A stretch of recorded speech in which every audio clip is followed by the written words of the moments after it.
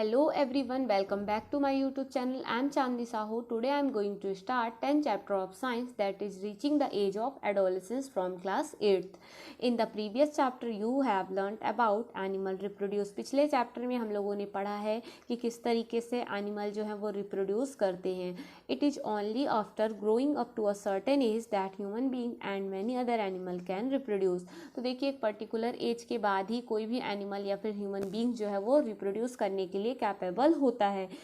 Y can human reproduce after only after a certain age. तो ऐसा क्यों होता है कि जो ह्यूमन है वो एक सर्टेन एज के बाद ही रिप्रोड्यूस करने के लिए कैपेबल होते हैं. In this chapter you will learn about changes that take place in human body after which a person become capable of reproduction. तो इस चैप्टर में हम लोग पढ़ेंगे कि जब कोई पर्सन है वो एक चाइल्ड से जब कैपेबल हो जाता है रिप्रोडक्शन के लिए तो उसकी जो बॉडी पे कौन कौन से चेंजेस होते हैं. इन chapter 9 you have learned about human reproductive organ. हम लोगों ने चैप्टर 9 में ह्यूमन रिप्रोडक्टिव ऑर्गन के बारे में भी पढ़ा है. Here we shall discuss the role that hormone play in bringing about changes that make a child grow into adult. वही है कि जब कोई बच्चा एक चाइल्ड से एडल्ट बनता है तो उसकी बॉडी पे कौन कौन से हार्मोन्स जो होते हैं वो उसको बॉडी को ग्रो करने पे इम्पॉर्टेंट रोल प्ले करते हैं. इन सारी चीज़ों को हम लोग इस चैप्टर पे कवर करेंगे. Adolescence and puberty. Bujo was celebrating his 12th birthday after his friend left. Bujo and Paheli began chatting with their parents. देखिए बूजो जो है वो अपना 12th बर्थडे सेलिब्रेट किया है. जब उसके फ्रेंड चले जाते हैं तो बूजो और पहली जो है अपने पेरेंट्स के साथ बातें करने लगते हैं. Paheli studies in an all girls school. She started laughing. Paheli जो है वो गर्ल्स स्कूल में पढ़ती है और वो हंसना स्टार्ट कर देती है. She remarked that many of Boojho school friend whom she met after a year had suddenly shoot off in height. तो जो बूजो के जो फ्रेंड है जिससे पहली लगभग 1 साल के बाद मिल रही है तो उनकी जो हाइट है अचानक से बहुत ज़्यादा रहती है. Some of them were looking very funny with a hairy line अब देयर लिप्स. और कुछ बच्चे जो है वो काफ़ी ज़्यादा उसको फ़नी से लगते हैं क्योंकि जो उनकी लिप्स है उसके ऊपर हेयरी लाइन आ जाती है. Her mother explain that the boy had grown up. उनकी जो मदर है वो एक्सप्लेन करती है कि वो जो बॉयज है वो अब ग्रोन अप एज पे हो गए, मतलब उनकी बढ़ने की एज हो गई है.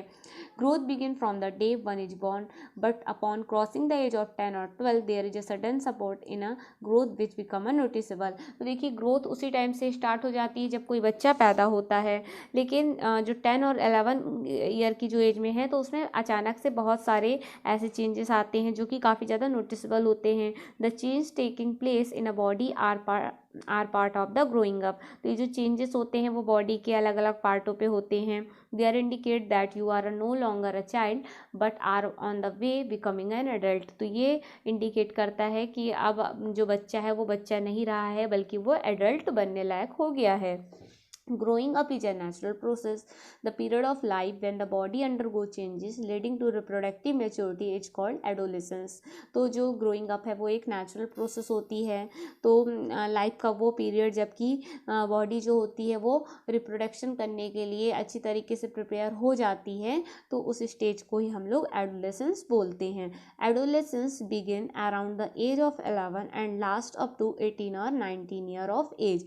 जो एडोलेसेंस होता है वो 11 ईयर की एज से स्टार्ट हो जाता है और 18 to 19 एज पे ख़त्म होता है. Since this period cover the teens. तो इस पीरियड को हम लोग टीन्स एज भी बोलते हैं.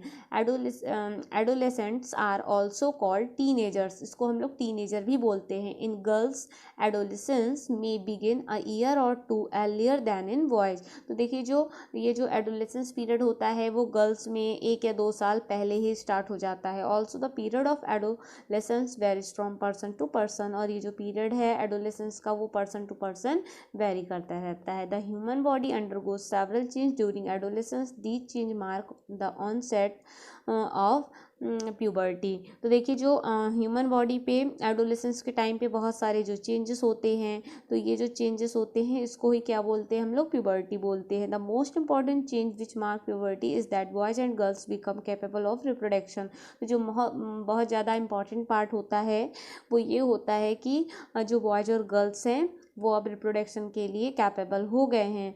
Puberty and adolescent reach reproductive maturity, और जो प्यूबर्टी का जो एंडिंग पॉइंट होता है वो तब होता है जबकि एडोलेसेंट जो है वो रिप्रोडक्टिव मेच्योरिटी के लिए अच्छी तरीके से कैपेबल हो जाता है।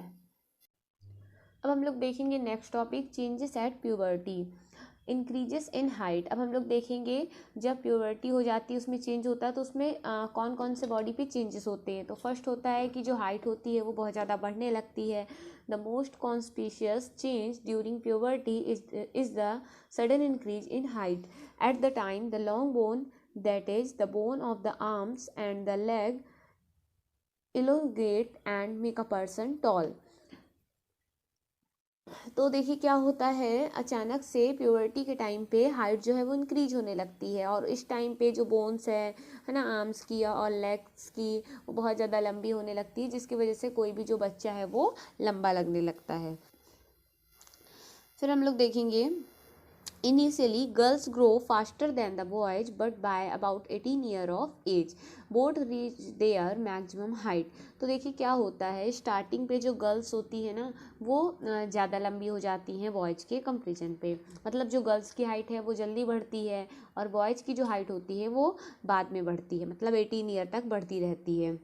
और 18 ईयर तक दोनों बॉयज और गर्ल्स अपनी मैक्सिमम हाइट पे पहुंच जाते हैं। The rate of growth in height varies in different individuals, some may grow suddenly at puberty and then slow down while other may grow gradually. तो देखिए जो सभी बच्चों पे जो हाइट बढ़ने का जो रेट होता है ना वो अलग अलग होता है, अलग अलग डिफरेंट डिफरेंट इंडिविजुअल होता है ना। किसी बच्चे पे क्या होता है, प्यूबर्टी के टाइम पे जल्दी से उसकी हाइट बढ़ती है और किसी पे ये प्रोसेस धीरे धीरे होता है।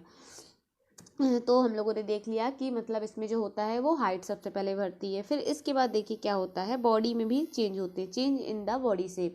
Have you notice that boys in your class have broader shoulders and wider chest than the boys in junior class. आप लोगों ने नोटिस किया होगा कि जो बड़ी क्लास के जो बॉयज होते हैं उनका जो शोल्डर होता है वो चौड़ा होता है, उनका चेस्ट भी काफ़ी ज़्यादा वाइड होता है, मतलब छोटे क्लास के बच्चों की अपेक्षा। This is because they have entered the age of puberty when shoulder generally broaden as a result of growth. तो ये इसलिए होता है कि जो बच्चा होता है वो प्यूबर्टी की एज तक पहुंच जाता है, जिसकी वजह से जो शोल्डर्स है वो उसके काफ़ी ज़्यादा चौड़े हो जाते हैं। In girls the region below the waist become wider, और गर्ल्स में ऐसा नहीं होता। गर्ल्स में क्या होता है, जो वेस्ट होता है, उनका वेस्ट होता है, उनके जो नीचे का पोर्शन है वो उसमें बढ़ने लगता है।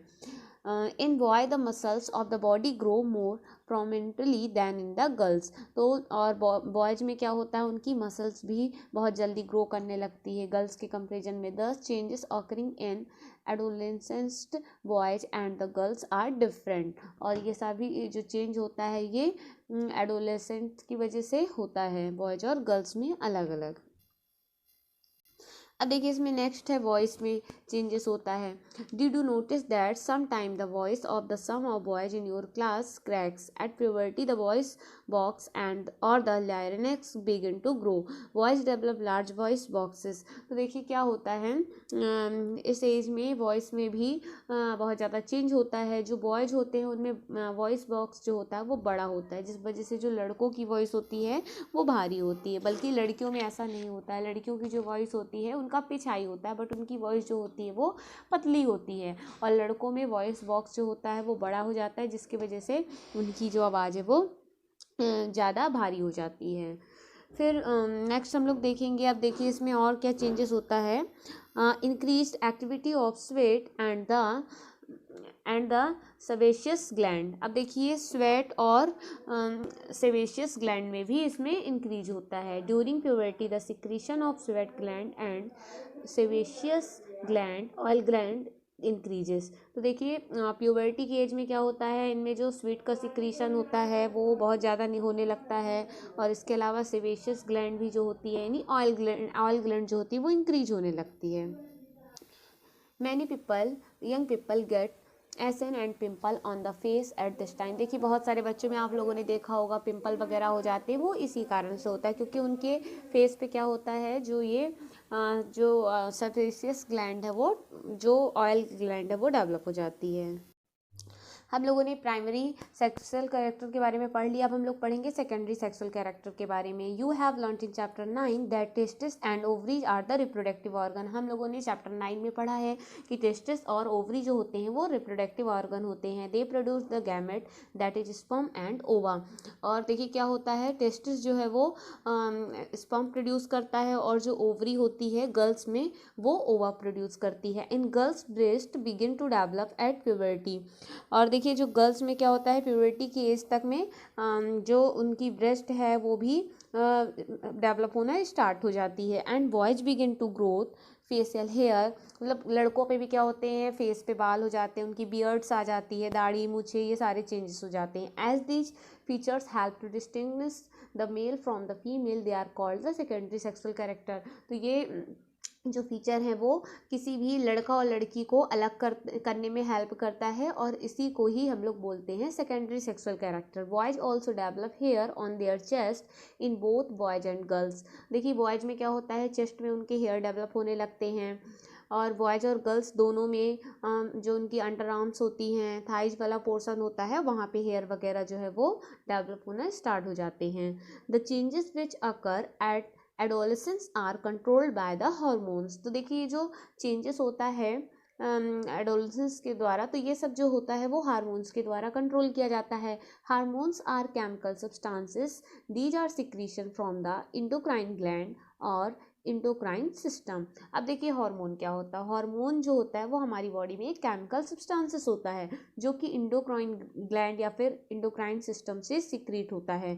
द मेल हार्मोन और testosterone begin to be released by the testes at the one set of the puberty। अब देखिए प्यूबर्टी तक में क्या होता है, जो मेल्स होते हैं यानी कि जो बॉयज होते हैं उस पर उनमें क्या होता है, मतलब टेस्टोस्टेरोन जो हार्मोन है वो रिलीज होना स्टार्ट हो जाता है। This causes changes in boy about which you have just learned. For example, the growth of facial hair once puberty is reached in the girls, ovaries begin to produce the female organ और estrogens. तो देखिए इसमें आप लोगों को ये समझना है कि जो मेल हार्मोन होता है ना, जो मेल हार्मोन है वो होता है टेस्ट्रोन्स और जो फीमेल में हार्मोन होता है वो एस्ट्रोजन्स होता है।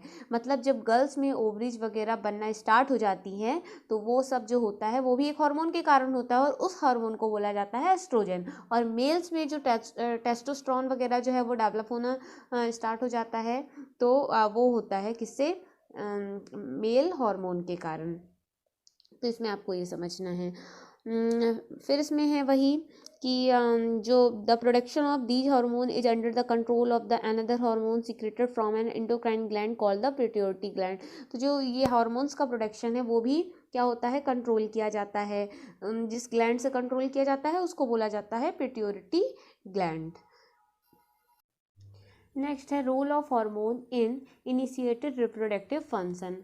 मतलब जो रिप्रोडक्टिव सिस्टम को ये जो हार्मोन है वो इनिशिएट करने में इनका क्या रोल होता है। Endocrine gland release hormone into the blood stream to reach a particular body part are called target site. अब देखिए क्या होता है, जो हार्मोन्स होते हैं वो एंडोक्राइन ग्लैंड से रिलीज होते हैं और ब्लड स्ट्रीम की हेल्प से टारगेट साइट पे पहुंच जाते हैं। टारगेट साइट यानी जहां उनको पहुंचना है। The target site respond to the hormone, और जो टारगेट साइट है वो हार्मोन को रिस्पॉन्ड देते हैं। दे are many endocrine gland or ductless gland in the body. हमारी बॉडी में बहुत सारे एंडोक्राइन ग्लैंड और इसके अलावा डक्टलेस ग्लैंड होते हैं। The testis and ovaries secret sex hormone.